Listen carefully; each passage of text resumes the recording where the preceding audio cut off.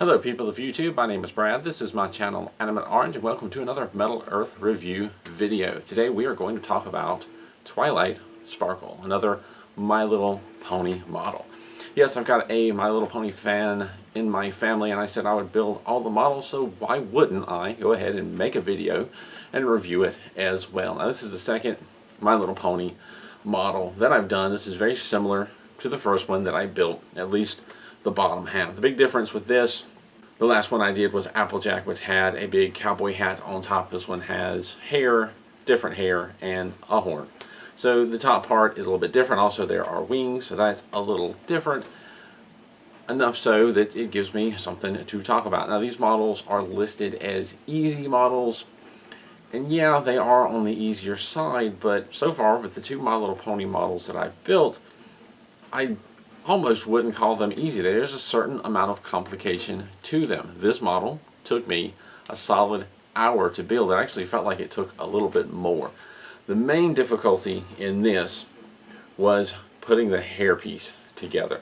The face and the nose, pretty simple, straightforward, definitely on the easy scale. The hair, a little bit confusing because the way it's angled, it doesn't look like it's going to make any sense.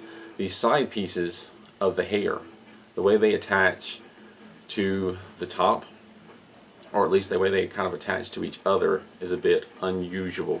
There's a top piece, there's a back piece, there's two side pieces, and there's like a little front piece. And you start with this top, you put on the front piece, you put on two sides. It almost looks like you're building the hair sideways at first, the way it's shaped.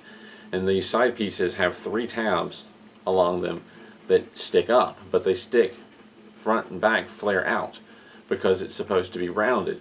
Well, this side is mostly rounded. This side kind of is too, but not that much. And the way that they flare out, and kind of talked about this in a previous review video, where it's hard to get the tabs all into their slots because they're flared out. And you can bend a flat tab this way and that way easily, but bending it like that, not as easy.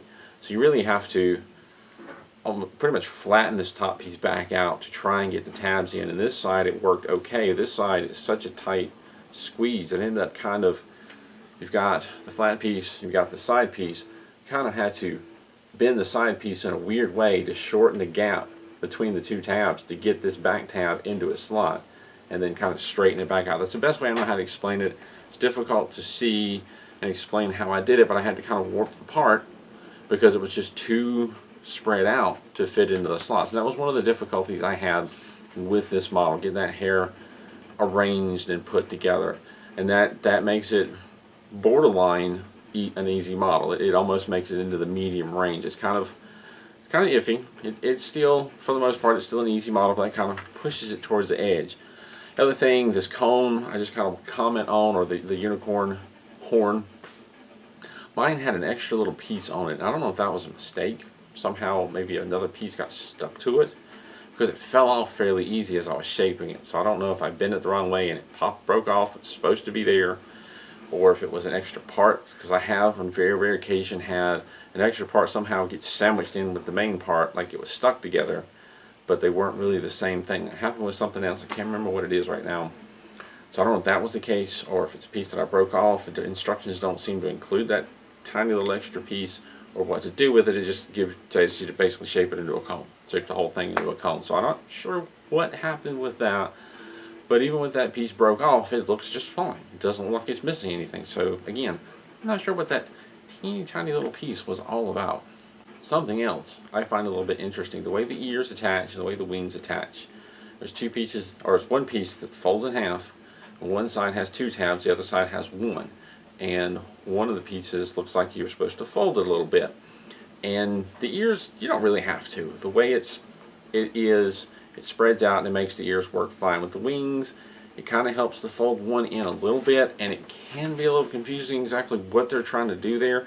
I find it interesting. It reminds me of the Bumblebee Legends model that I built. They had doors on his back that had a similar thing, except for these wings shoot out at a little bit of an angle.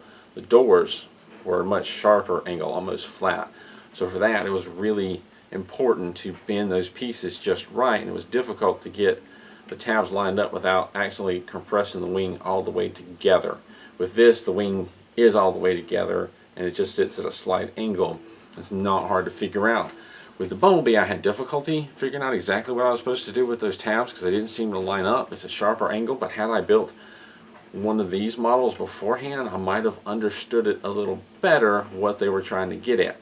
So I find that a little interesting. This came out before the Bumblebee, but I'm building it afterwards, and I can see how there is a possible progression as to how the ears and the wings, I'm going to say ears and the wings connect, that later on led to the way the door connects to the back of Bumblebee, and there was another Transformers model where they attach similar to the wings, but they're more angled. So I'm seeing the progression in backwards, but I can see how maybe that progressed into something else later on.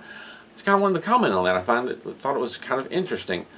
It gives these wings a little bit of an angle without much effort, but there is more effort involved in the Legends Transformers models. But yeah, just kind of wanted to comment on that. Once you get the head done, the body's pretty simple.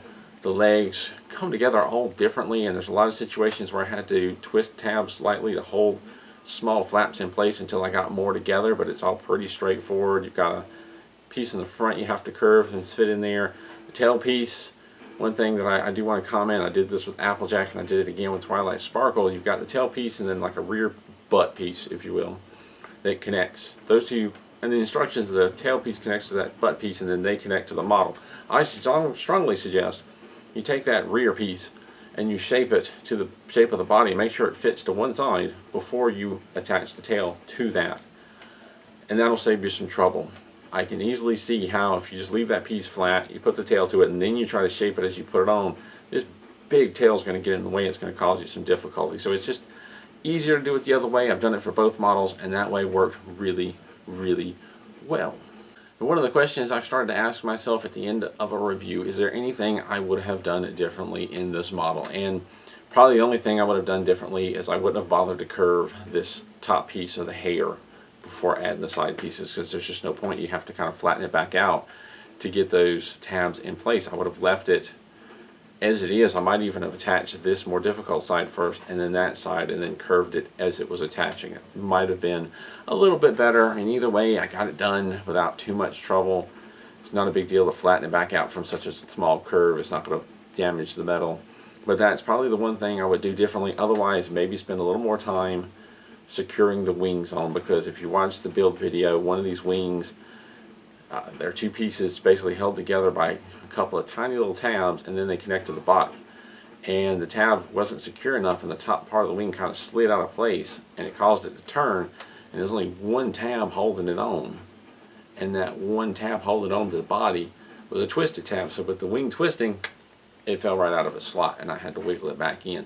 So I'd probably twist the tabs a little more securely to keep that from happening, and pay more attention to how tight those two tabs are holding things down. And honestly, probably been better if they'd add maybe one or two more tabs that fold over to hold the two halves together so that that doesn't happen. But that's about it. More to talk about than I would have thought for an easy 1 hour Metal Earth build. But yeah, that's a bit to it.